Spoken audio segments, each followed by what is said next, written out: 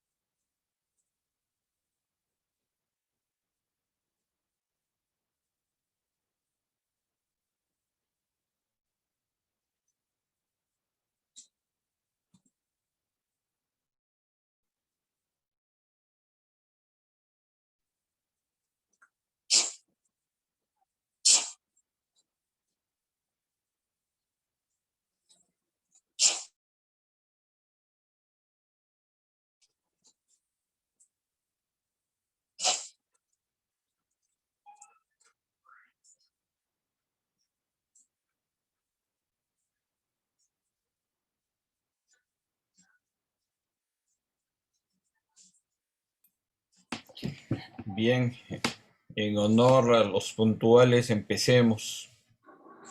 Buenas tardes con todos. En esta semana habíamos quedado en revisar la película Ladrón de Bicicletas, ¿no? Un clásico, no solo del cine italiano, sino mundial. Hay mucha bibliografía al respecto, ¿no? Y he escogido esta película en la parte del cine mundial, en el capítulo que vamos a ver del cine mundial, porque sí marca un derrotero diferente con respecto a toda la producción que, que se venía haciendo en ese momento. Hay que tener de contexto de que después de la Segunda Guerra Mundial, toda Europa queda destrozada y el único foco de desarrollo comienza a ser los Estados Unidos.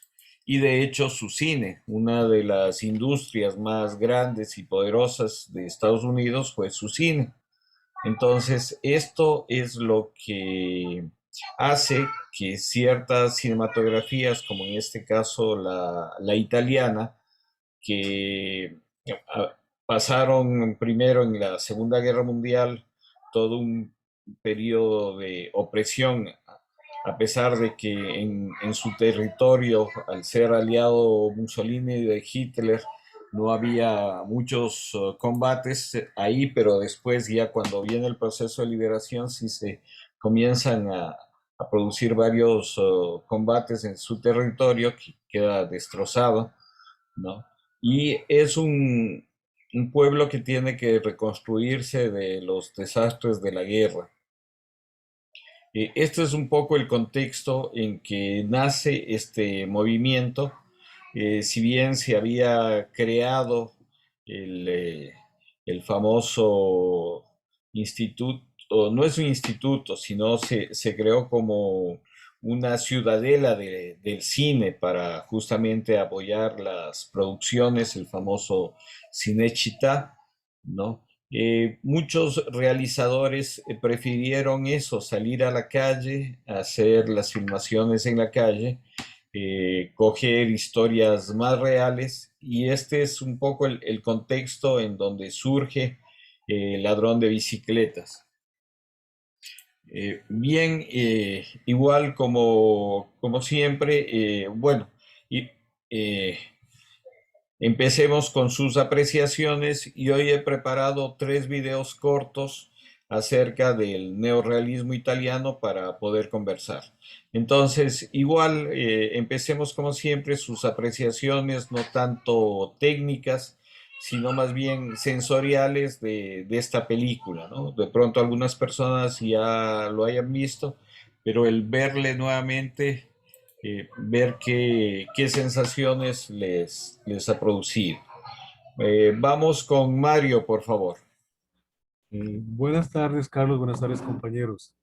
Eh, Qué bueno que hoy ya pueda hablar. La semana anterior tenía problemas con mi equipo y no pude intervenir mayormente. A pesar que la película era hasta ahora la que anterior fue la que más me encantó. Y luego de la película de Soy Cuba, indudablemente esta película Ladrón de Bicicleta.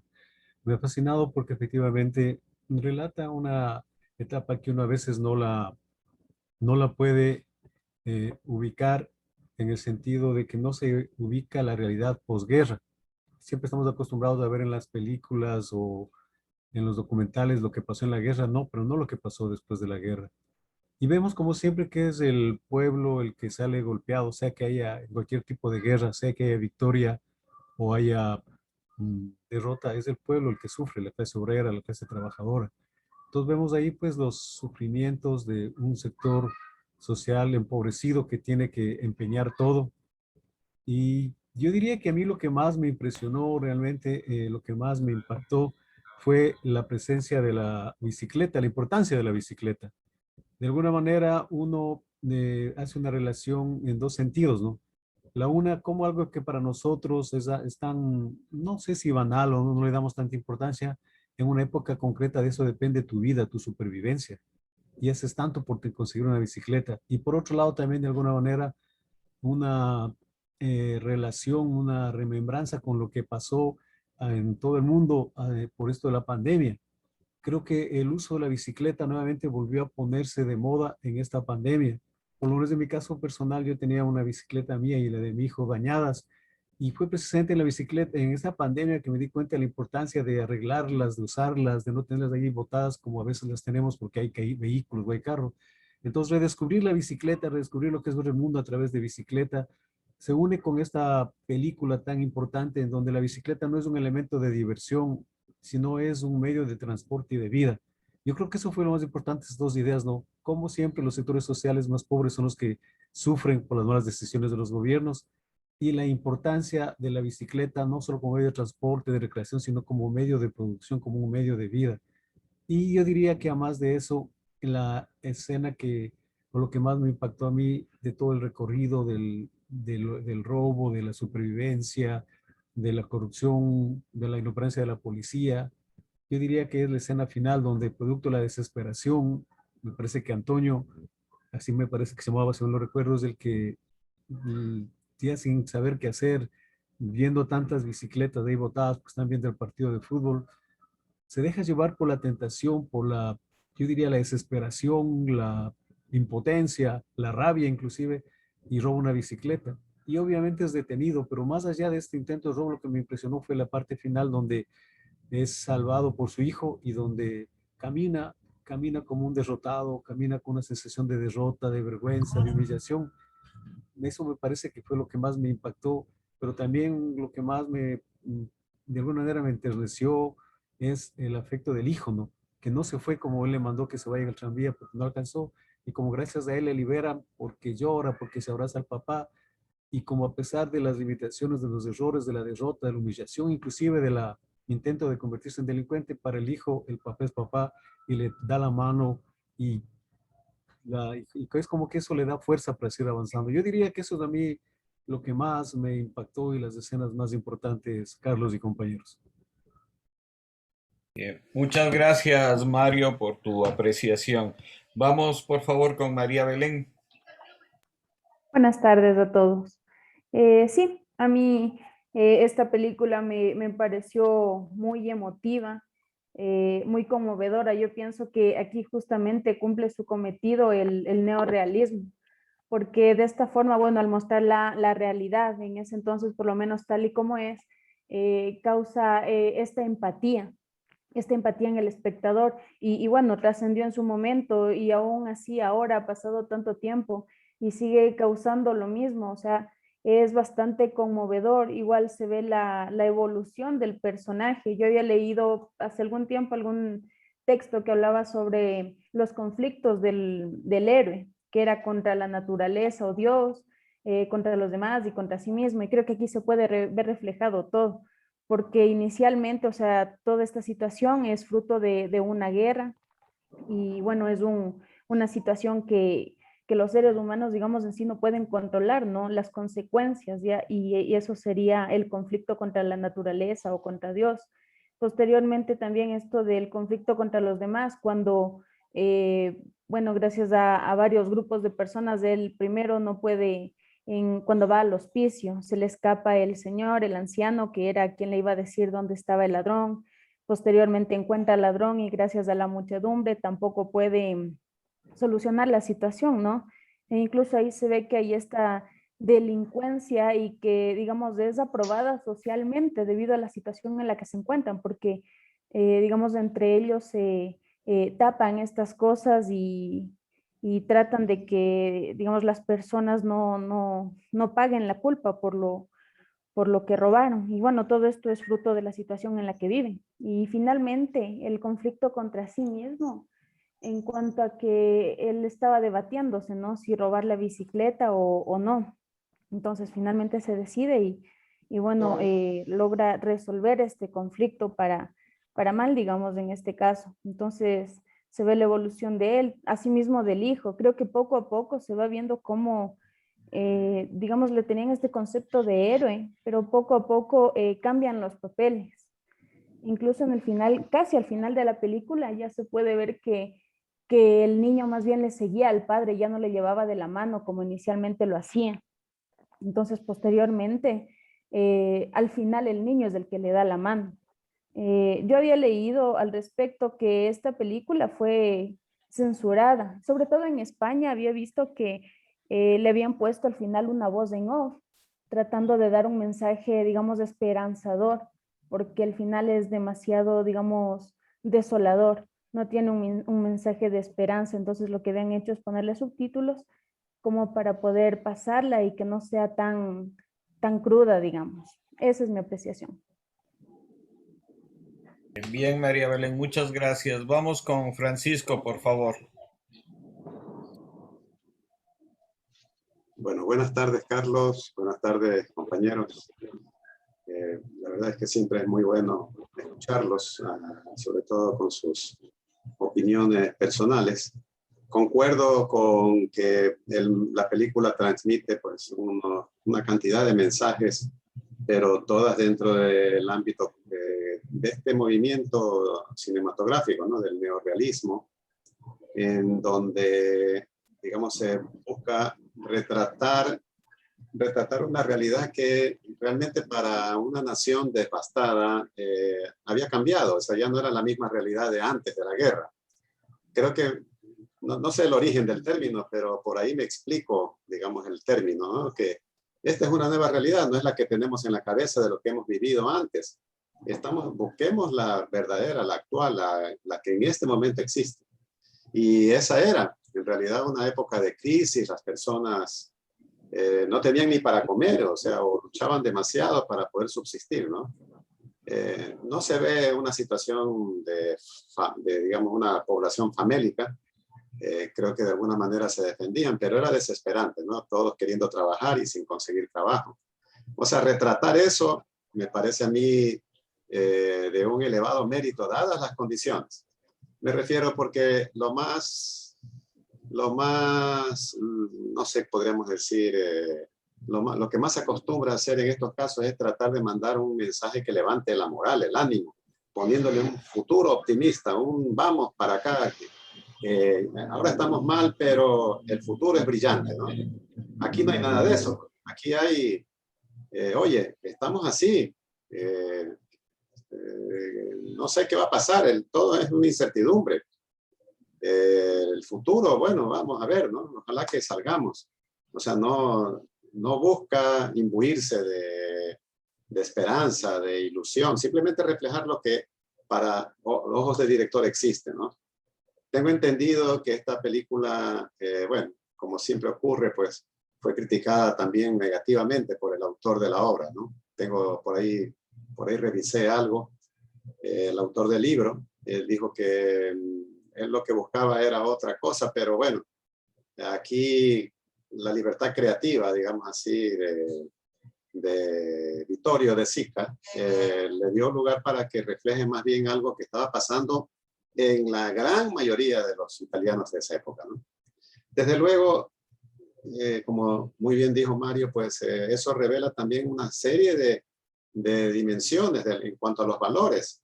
Hoy en día, si usted tiene una bicicleta, digamos que como que tiene una cosa que no tiene tanto valor, pero en ese contexto ya una bicicleta era de un valor casi que equivale a la vida o la muerte, casi, pero digamos desesperante, ¿no? Entonces esa bicicleta lo lleva al personaje a vivir y a hacernos vivir durante la película con el corazón en la mano. Yo no sé si alguno se sintió con un momento de respiro al ver que se le roban y el hombre empieza a buscar y todo el resto de la película, mejor dicho, desde el comienzo, ¿no? De desesperado hasta el final que termina desesperado. Empieza desesperado porque no tenía trabajo y sigue desesperado porque ahora lo que viene, ¿qué será? ¿Qué pasará? Hay unos pequeños momentos, perdón, unas pequeñas escenas que son también muy significativas. Por ejemplo, cuando se está a punto de ahogar digamos, alguien y él piensa que es su hijo. Y cuando ve que su hijo no ha sido, sino es otro niño, su corazón se llena de alegría, de felicidad, porque no ha sido su hijo. Y el hijo al que antes lo abofeteaba, le daba pues, palo, podríamos decirlo en otras palabras, pues ahora es un regalo, es una maravilla, es una cosa de no creer, digamos, ¿no? Entonces, los valores cambiaron ahí en ese momento, ¿no?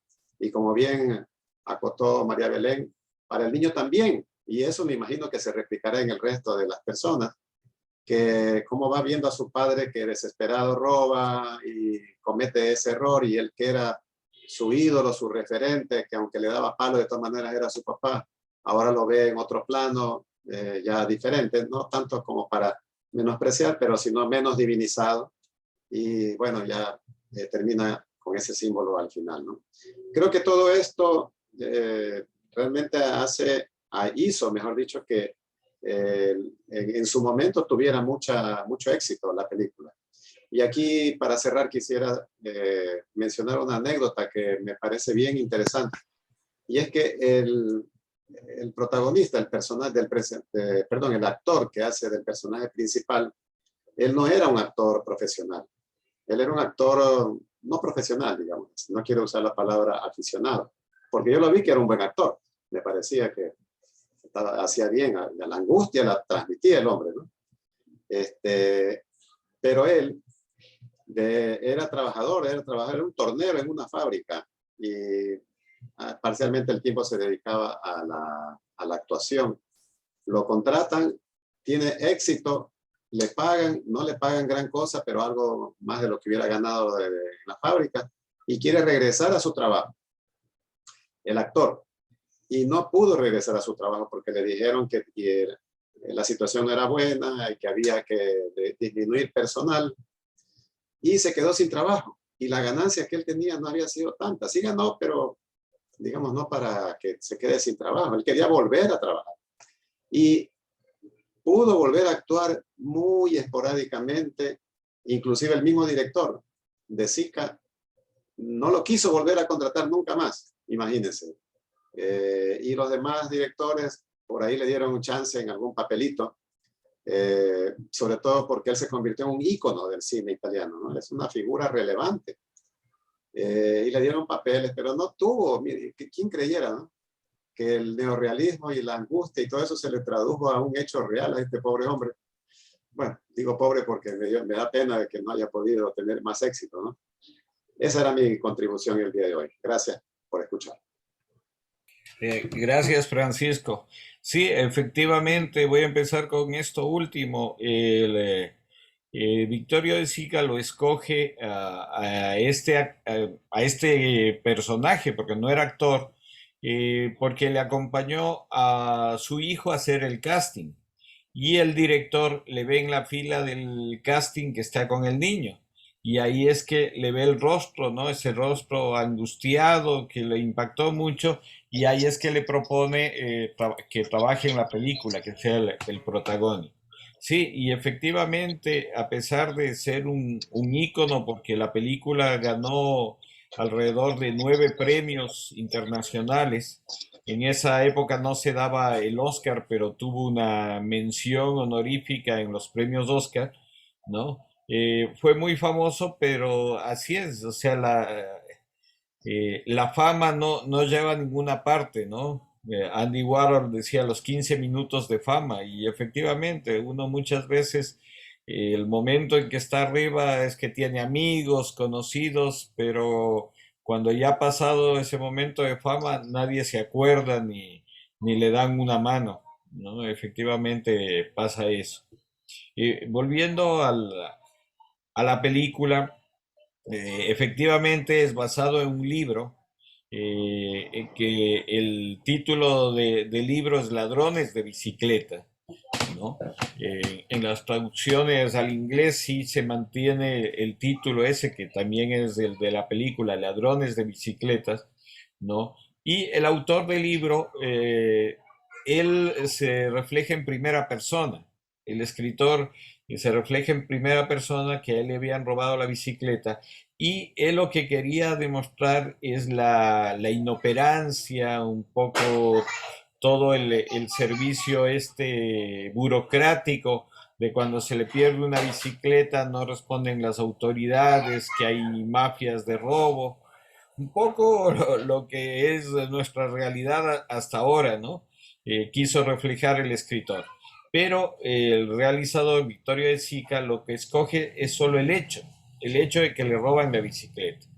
Y de ahí todo el resto es parte del guión. O sea, no se basa tanto en el libro porque, bueno, y puede ser esta parte de la burocracia o la inoperancia de la policía, esas tres cosas, ¿no? Que sí están en el libro, entonces es lo que recoge el realizador. Pero, por ejemplo, no toma el personaje este del escritor, del intelectual que le roban la bicicleta y por creer que tiene una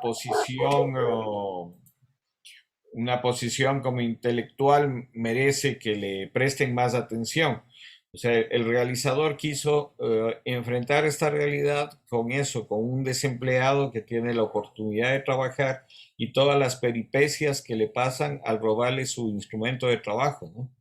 Y demostrar, sí, a través de eso refleja eso, las mafias, los robos, lo, cómo los grupos estos de los ladrones, ¿no? Que vulgarmente se conoce, tienen el campana, el que vigila, le tratan de mandar por otro lado para que no le persigan, ¿no? Todo ese engaño que le hacen al pobre hombre, ¿no? Que son parte de la realidad y que yo veo que hasta ahora en nuestra sociedad existe, ¿no? Porque cuando le roban en la calle a alguien es así, que cogen lo arranchado, lo pasan a otra persona y sí, son mafias estas en el robo también. Igual de lo que se ve con la bicicleta, inclusive va al sitio en donde venden las piezas y no consigue nada. Inclusive es interesante esa escena que va hasta donde una adivina para que le diga dónde puede estar su bicicleta.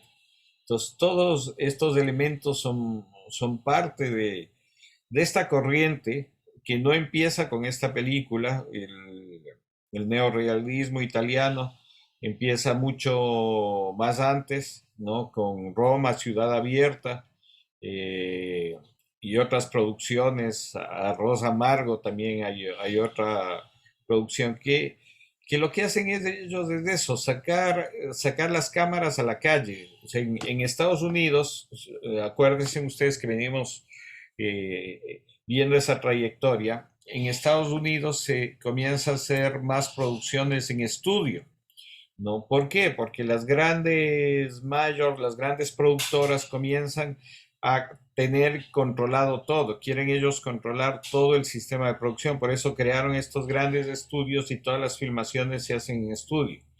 Aquí el neorealismo, ¿qué es lo que hace? Saca las cámaras a la calle, filma la realidad en la calle, ¿no? Esta es una de sus características.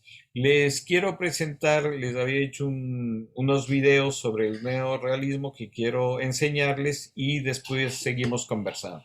Sí, Edwin, ¿nos quiere decir algo, por favor? Sí, maestro, buenas tardes, compañeros. Bueno, yo quería manifestar algo, maestro. Principalmente quería hacerle una consulta respecto de la última tarea. Hay una pregunta ahí que habla acerca de los cuadros. Entonces yo en realidad estoy un poco confundido. Esa es la primera inquietud mía. Y la segunda, pues respecto de lo que se ha acabado de analizar, esa película. Y como cada compañero ha manifestado, bueno, personalmente creo que nos lleva a ese mundo que todos los seres humanos estamos inmersos, ¿no? Las personas buenas, las que son sinceras, honestas, le van a ayudar, le van a apoyar, pero asimismo hay las otras personas que existen, que le engañan fácilmente y usted se vuelve víctima de eso, ¿no? Como sucede en esta película. También por otro lado, los valores, el amor al trabajo, el esfuerzo, la dedicación, la familia. Bueno, es decir, está inmerso en este mundo de sentimientos encontrados, digamos, que nosotros al observar como que hasta nos da una cierta desesperación de que no encontraba la bicicleta y que, bueno, alguna situación como de desesperación porque uno se mete en esa trama. Bueno, desde ese enfoque, desde mi punto de vista respecto de la película, y en la vida actual también sucede así, en los actuales momentos, como usted manifestó, maestro, hay personas que se valen de la, digamos, de la nobleza de otras personas y engañan y bueno, hay estafas, hay robos, hay crímenes, hay todo, todo. Y esto creo que estas películas se debería trabajar más en estas películas para que la conciencia y poder también abarcar a todas las personas, ¿no? Tener un mundo donde todos nos respetemos, seamos solidarios, nos ayudemos unos a otros. Bueno, en fin, muchísimas cosas que tal vez sean sueños, pero eso es, creo que es lo más importante, lo más necesario. Y esta película es una de esas que nos lleva ese gran ejemplo. Nada más, maestro, muchas gracias. Gracias, Edwin. Les voy a proyectar este trabajo que les dije y seguimos conversando, por favor.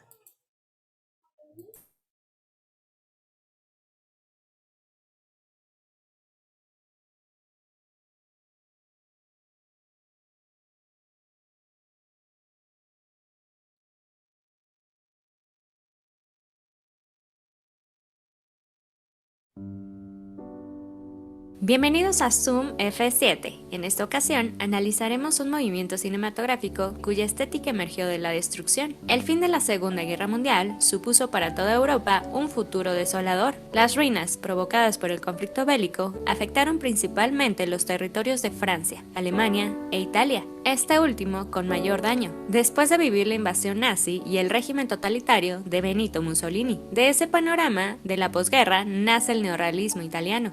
Durante el régimen fascista, Italia tuvo una fuerte industria fílmica impulsada principalmente por el Estado, ya que el mismo Duce consideraba al cine como una poderosa arma propagandística y un medio importante para el triunfo del fascismo, a la usanza del viejo Lenin, que también pensaba al cine como una poderosa arma para educar a las masas con base en sus propios intereses. Para 1945, el cine italiano abandona por completo su función como herramienta de propaganda, y muchos de los realizadores comenzarán a retratar una Italia más real, apegada a lo que el pueblo padecía con la posguerra. Numerosas son las ocasiones en las que la necesidad empuja y conduce hacia nuevas convenciones estéticas. En el caso de este movimiento, el bombardeo sobre la capital y la destrucción del templo fílmico que era el estudio Cinecittà condicionó a los autores a voltear hacia otro lado, a conducir la mirada fuera de los burgueses sets de filmación y colocar la cámara al interior de las casuchas en la periferia de Roma. Nuevos espacios se exploraron, nuevos actores sociales y políticos dieron voz a los conflictos. La obra de Roberto Rossellini de 1945, Roma, Ciudad Abierta, inauguró el movimiento con un crudo filme sobre los últimos momentos de la ocupación alemana, con la participación de actores no profesionales y quizás una de sus principales características. La cámara de cine sale a las calles capturando el rastro de las batallas en la capital italiana.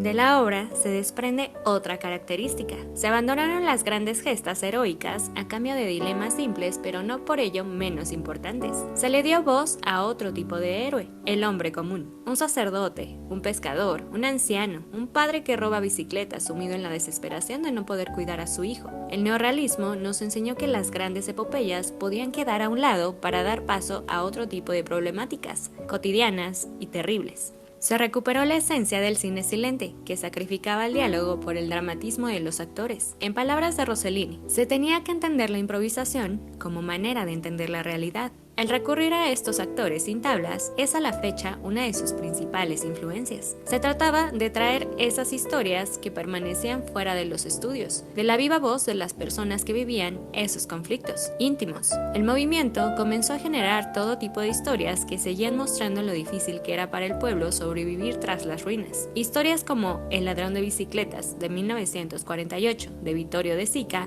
o La tierra tiembla de Luchino Visconti, obra icónica del movimiento que muestra una Italia triste y derrotada, aunque esto no supone necesariamente una novedad en la historia del cine. Lo importante en estos realizadores era en cómo se contaban casi de una manera documental, y quizás la más importante, prescinde del final feliz como un recurso de complacencia hacia el público. Debido a esta característica, este tipo de filmes se convertirían en una herramienta de denuncia social ante la situación que se vivía de injusticia y hambre que padecía la sociedad. Y fue, precisamente, De Sica el más destacado entre los autores, con su película Umberto D., que condensa todas las características del neorrealismo en la historia de un anciano incapaz de saldar sus deudas, y quien además convive en solitario con su mascota, el pequeño Flick. La trama está inspirada en el padre de Vittorio, homónimo al protagonista, a quien seguimos a través de su peripecia. La película sufrió en taquilla por la crudeza de su temática. El final es uno de los más angustiantes en la historia del séptimo arte. La tensión que se respira con la llegada del tren que se dirige hacia un Humberto dispuesto a suicidarse junto con su perro es intensa. Sin embargo, el final conduce a la ambigüedad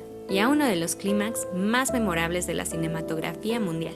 La técnica se nota en los bajos presupuestos, en lo austero de la puesta en escena y la salida de las cámaras que filmaban la situación tal y como era. La iluminación se redujo a usar luz natural. El sonido no era capturado de manera directa.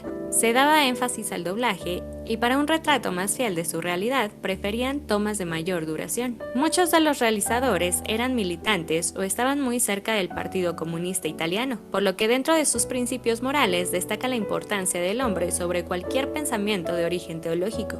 Como cualquiera de los movimientos, mucho tuvo que ver un cambio de gobierno, como la democracia cristiana que obtuvo el poder de Italia, que no vio con buenos ojos al neorrealismo por su crítica y reclamo, su acercamiento a partidos políticos de oposición y a la mala imagen que podría tener en el exterior sobre el país. Se reformó la censura y junto con la aparición de estudios de producción que comenzaron a crear películas ajenas a este movimiento, las temáticas y fórmulas que lo caracterizaron comenzaron a diluirse y directores como Federico Fellini o Michelangelo Antonioni comenzaron a hacer filmes más personales que llevaron al panorama del cine italiano a ampliar sus horizontes estéticos. ¿Cuál es su película favorita del neorrealismo italiano? ¿Quién es su director italiano favorito? No olviden suscribirse, compartir, comentar, regalarnos un like y para más información sobre cine y fotografía, visitar zoomf7.net.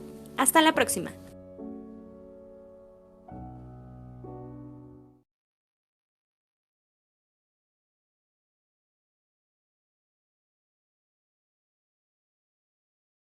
Bien, ya queda poco tiempo, así que si nos desconectamos, por favor, volverse a conectar. Eh, como ven en este corto resumen, ¿no?